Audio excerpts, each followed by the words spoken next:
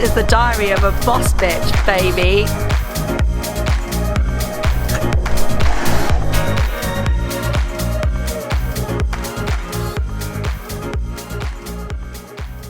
Oh, hi, Heather. Hello, Anne-Marie.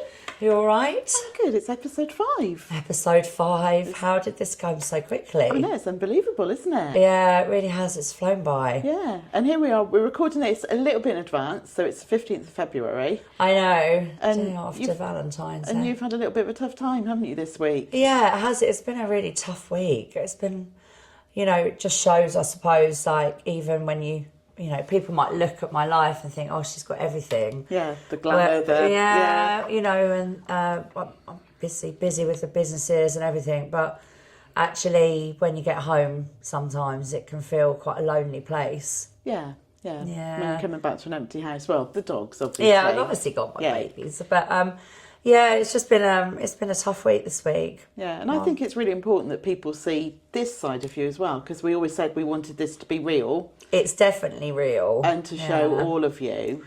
Yeah, I mean, this is the thing. I think, like last night, obviously yesterday was Valentine's. It really hit home that I was on my own. Yeah. It's not poor me and all of that. Don't get me wrong. Like I said, I've got great support, but it does make it hit home a little bit when the only card I got for Valentine's was from my mother.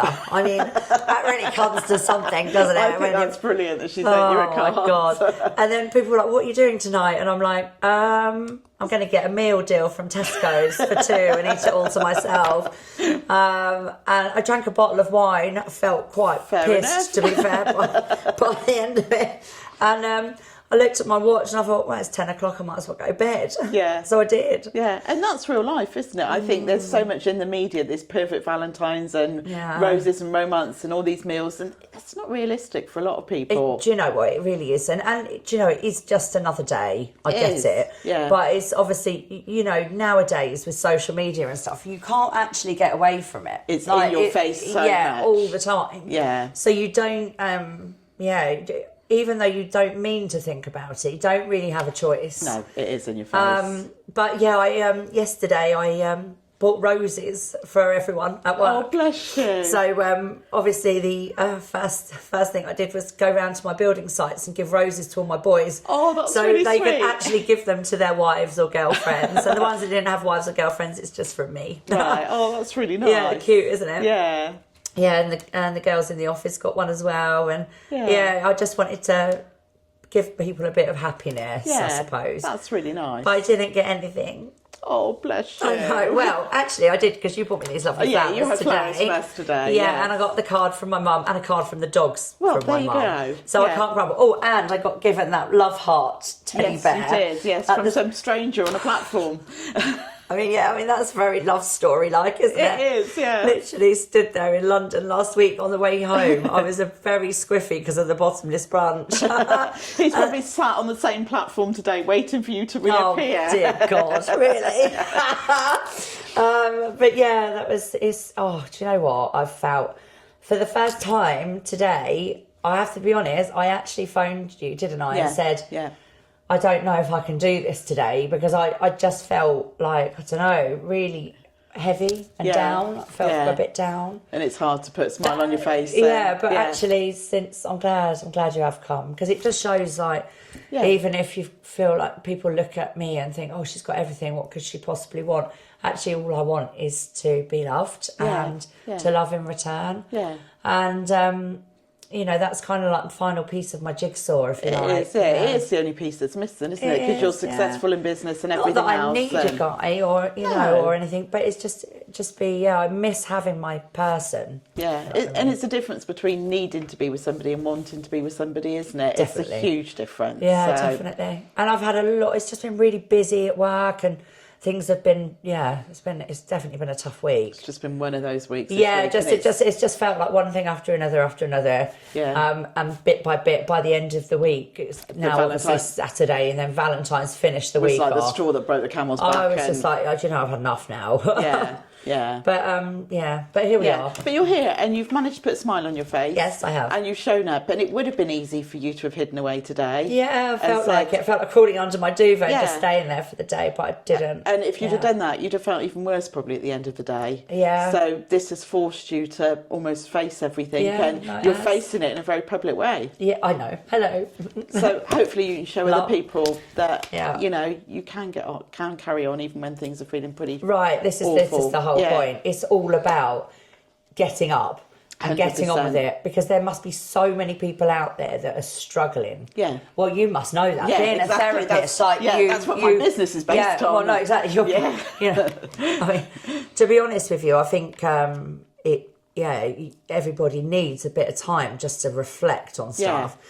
And I think that's what happened with me yesterday. Is I spent last night reflecting on everything that's happened in the week that's made it so crap. Yeah. And then this morning I still woke up with a heavy heart almost. And then, it was really tough. And I think there is a very fine balance between reflecting and thinking about things and then allowing it to overwhelm you. Yeah, exactly. And it's just finding that balance between recognising where you are but still not allowing it to hold you back. You've got to honour your feelings and how you know, you actually, your heart feels. Yeah. And then, but you can't let it consume you. No. You've just got to park it. Yeah, you have almost. And then try and do something that lifts you. Yeah. And I know there's so many people out there, mental health issues. They've got to be one of the highest. 100%. Highest problems at the moment. Yeah. And there's a lot of people out there that are struggling in lots of different areas in their life. So I am blessed in the fact that it's kind of like one area, or I've got issues with my health at the moment as well, and it all just loads on you. Yeah, of course it does. And there's only so much that you can pick yourself up. But you're human. You know, you might be the boss bitch, but underneath it all, you are human. Yeah. And you do hurt. You have got a heart. I have. It's in there. It's in there somewhere. Too big a heart. This is the problem. That is I'm the problem too nice. with you. That's it. Yeah. But let's forget about that. Yeah. On to the fun stuff. Yeah, on to the good stuff. So we left you doing your Heidi impression as a milkmaid, selling milk round Eastbourne. I know, brilliant. What a job. I mean, to be honest with you, it was actually quite fun. I used to have to go into news agents, restaurants, bars and that sort of thing. Would you like to buy some of my milk? It's like I've got Trudy the cow in the car park doing that. Did you have a uniform or was it just... Oh yeah, they put my hair in plaits. Oh wow. No, they did. I'm joking. I could see, I've just got this picture of you. Right, next week for the podcast. Lederhosen on. Do you know what? Next week I might have to get the outfit. I'll just sit here and be like, right, back into the milkmaid days. Are we going back to OnlyFans again? Oh my god! Will you stop about that, Heather? We're not having a second channel. They're trying, you know. No, so it was a fun time. But to be honest, I got bored of it super quick. It was never going to be your career for life, was it? Let's face it. I could just see you on your Zimmer frame going around with your hair in plaits selling milk. Thanks, Heather. I'm sure you can. But no, to be honest, I got offered this opportunity to go and sell videos. Videos. That's the OnlyFans again. Go and sell villas in the Caribbean. Okay. So how did that come about? Well, I don't actually know. Someone bought one, I think. Someone that I knew bought one. Okay. And then I got asked if I wanted to work for the company. Okay. So I had to go over there and sell the villas or the apartments that on these complexes. It wasn't timeshare; they were actually being bought outright. It's a hard life. Oh, it was tough. Yeah.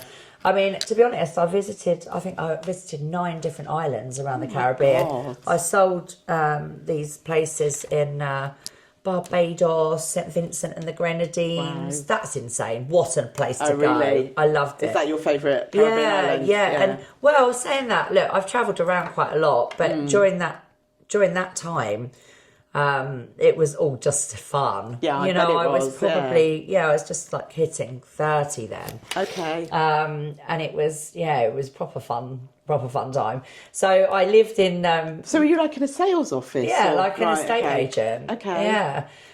But the idea of it was I had this business called Paradise Found. Okay. And I was doing it out there so I could gain a real knowledge of what I was selling. Okay, so the areas. And actually going to the places so I could actually see it properly. Yeah. So that's why I went to so many different ones, because I had developments in all the different islands. Okay. And then, it was really, really strange. I mean, in St. Vincent, it's a tiny, tiny island. It's in the Grenadines. Right. Which is, I think, I don't know quite whereabouts it is. I know it's 20 minutes on a propeller plane to Barbados, so it's quite close to there. And I remember like going with one of the other reps, and we went into this karaoke bar. Okay. And we were literally the only non-local people. Oh wow. In the bar. Okay. And there's us just rocking up and me blaring out a bit of Tina Turner, Proud Mary. I had the bar all hooked on it. Let me tell you, that was my first week. From there on in, I had friends for life now. Wow. Out Okay. there. I still talk to a lot of them. Oh, that's amazing. Yeah, it's really good. So I loved that. But yes, then I came back and I thought, right, I think I'm ready to have my own business again. How long were you over there for? Probably I don't know, 6-7 weeks. Okay, so literally just enough time to give you an overview of what was going on. Yeah, exactly. But I mean, it was so slow paced. It's like horizontal, isn't it? Unbelievable. But we used to meet people at the airport and then take them around, and it was actually it was brilliant. I loved it, and obviously the weather and it was stunning, and actually it's so funny. You're going you're along around Dominican Republic, for example, and you're literally driving down the road, and there's just like cows, massive cows, just wandering past you, and all of these animals, and the women have got these massive bowls on their head, and they've got the cows are carrying the water, and I was like, my God, it really completely different. Yeah, and it's a real culture because they're so different, isn't it, between the rich and the poor over there? It is, it really is. But I mean, it's such a beautiful country. Like all of them were fabulous, all in their own way.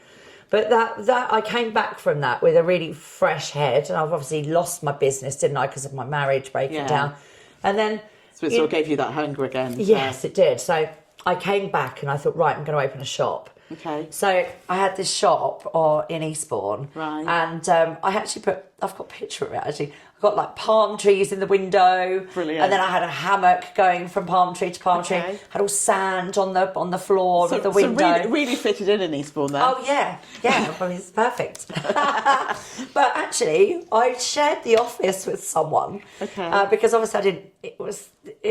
I only needed. I mean, to be honest, it was really good money. Right, Everyone I sold was, I think, I got like 20 grand. Oh God, okay, so you didn't need I didn't need to do loads, but it was just more of just having I remember I had an open day for that shop. Oh, wow. I had a steel band, the mayor came to cut the ribbon. Of course you did. Yeah, I did. I had a tiki bar in the corner. Brilliant. I had a picture of, honestly, it was unreal, that shop.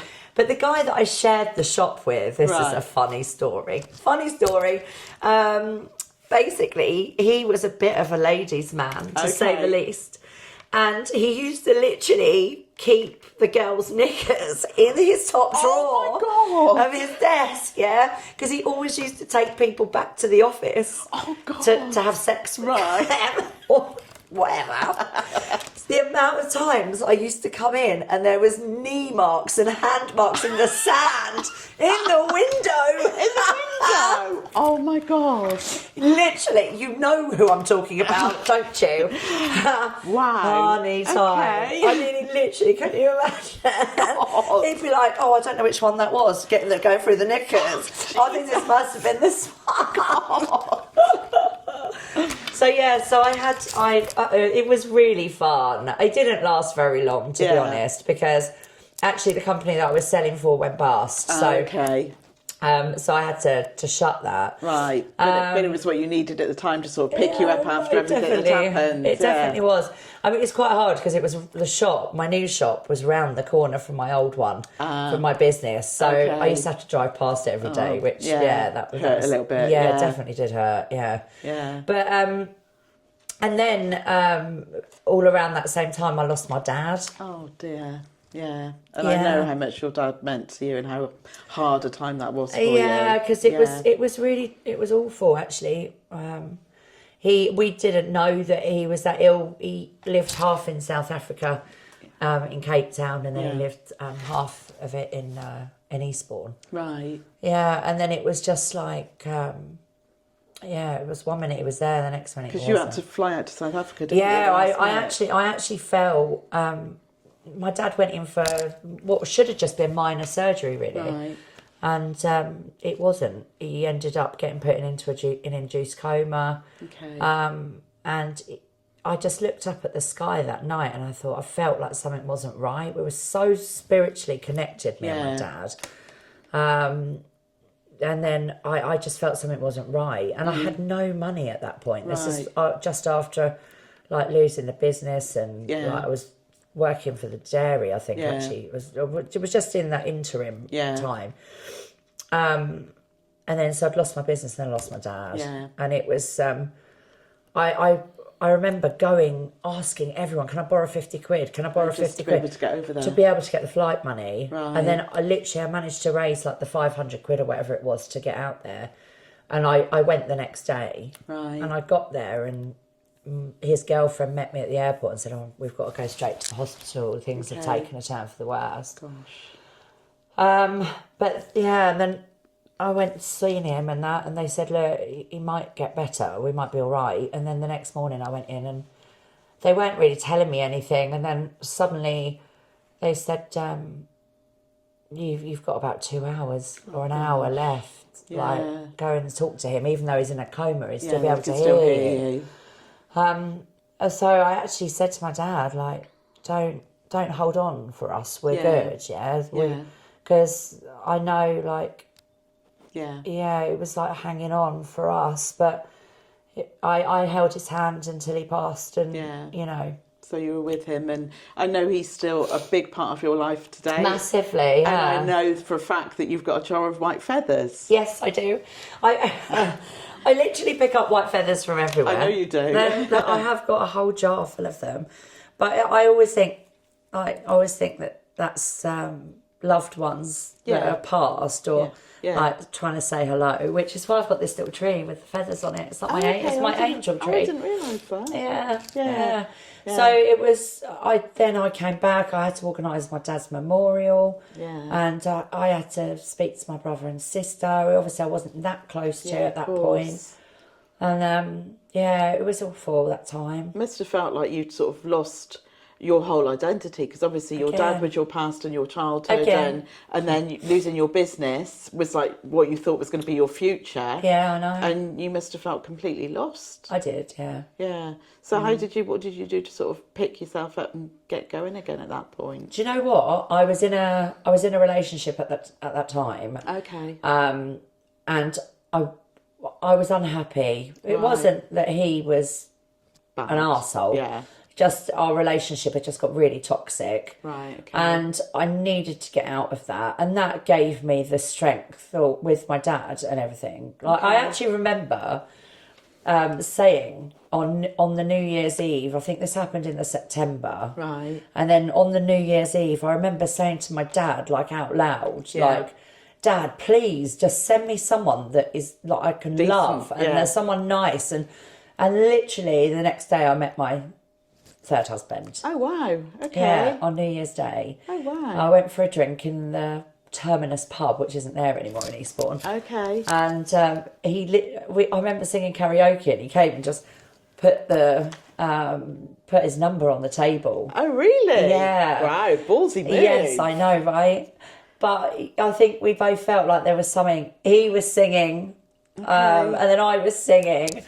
And we just got on like straight away. Okay. Yeah, so it was weird, didn't it? Yeah. Well, I asked my dad, and then literally the next day somebody appears. Yeah, come on, Dad, let's do that again now, please, can we? Right, Dad, send me someone that I'm going to love forever. Oh dear. So what were you doing business-wise at that point? What did I do? Oh, so I went back. I went back into property. Okay. It's always been my passion and my love. Yeah.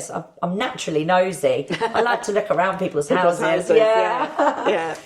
But yeah, I started working up in Uckfield. Okay. For an estate agent. Right, that must have been really hard working for somebody else. It was, but it was back in what I enjoyed doing. Yeah. And I knew I was good at it. Yeah. And then I worked there for a little while, and then I got offered sales or lettings? Sales then. Okay. Yeah. And I was selling these big ass houses, you know, Right. 1-2 million quid, Okay. 3 million quid houses up Right. there. That's nice up there. Yeah.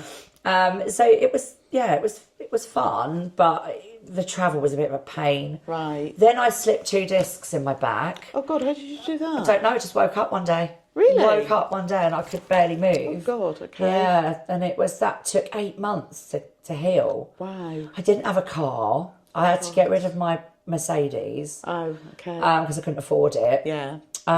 So I remember then I started working for Your Move, and I worked as a lettings, like an area lettings manager, and I was that was what spurred me into Where you are now. leaving Right. and Okay. starting now. Okay. Yeah. So what was it about that sort of gave you the push to? I think, do you know what it was? I felt like they were pushing big corporate firms. They push you for targets and stuff. Yeah.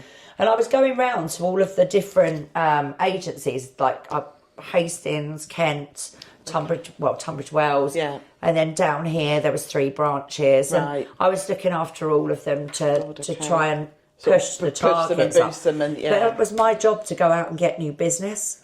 And I said to them, like, would you not consider doing rooms or HMOs, house of multiple occupants, just in case people don't know. And they literally laughed me out of the boardroom. Really? Wow. So I thought, well, if you don't let me do it for you, how about I do it for myself? Okay.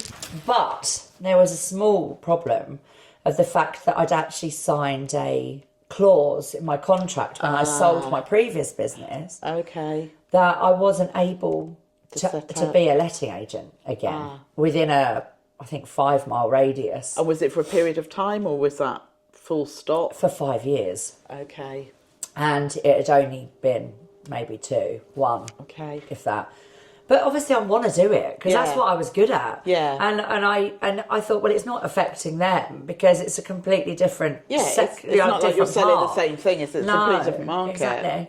But yeah, I remember setting up Room to Let, my first, my first one of what I've got now. Okay. And that was like 14 years ago coming up this year, and it's still going. Yeah, still going. Yeah. So how did you get around the clause, or you just Right. did Well, we put the business into my husband's name. Okay. Oh, so you've married.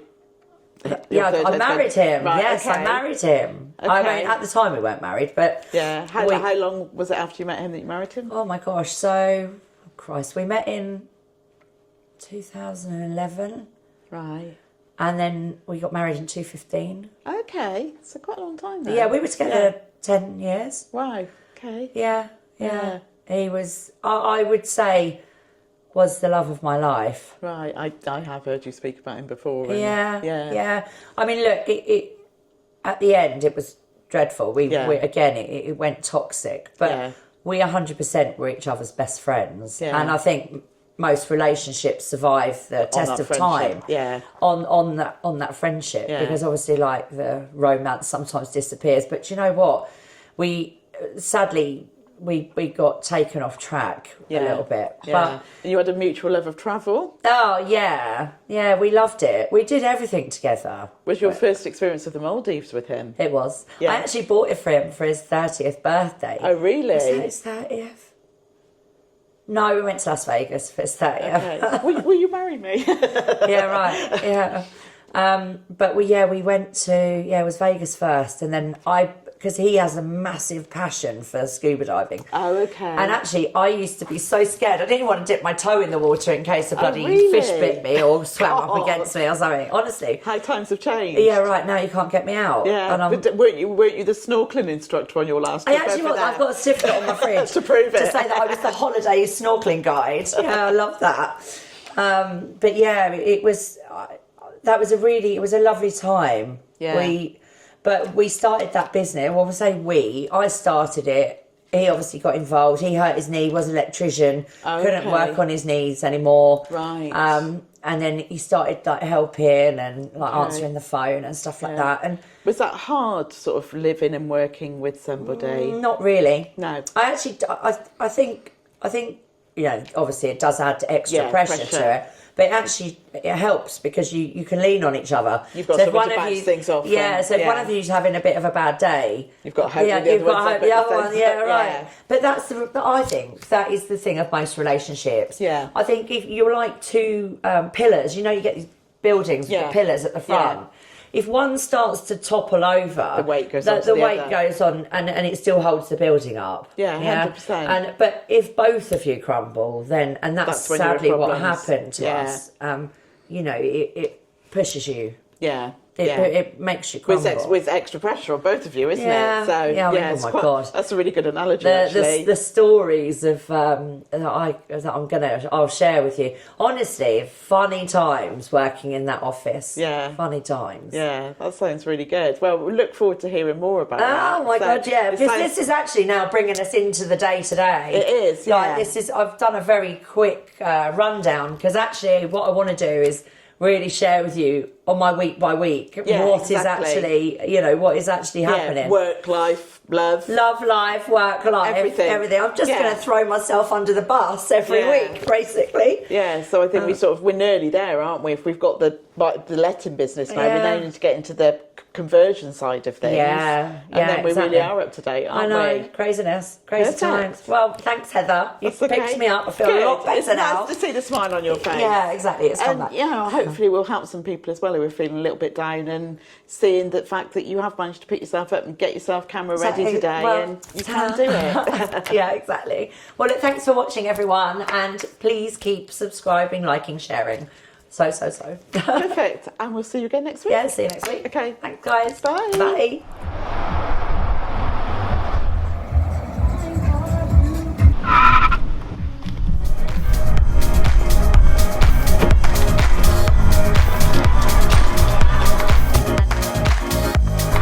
And this is the diary of a boss bitch, baby.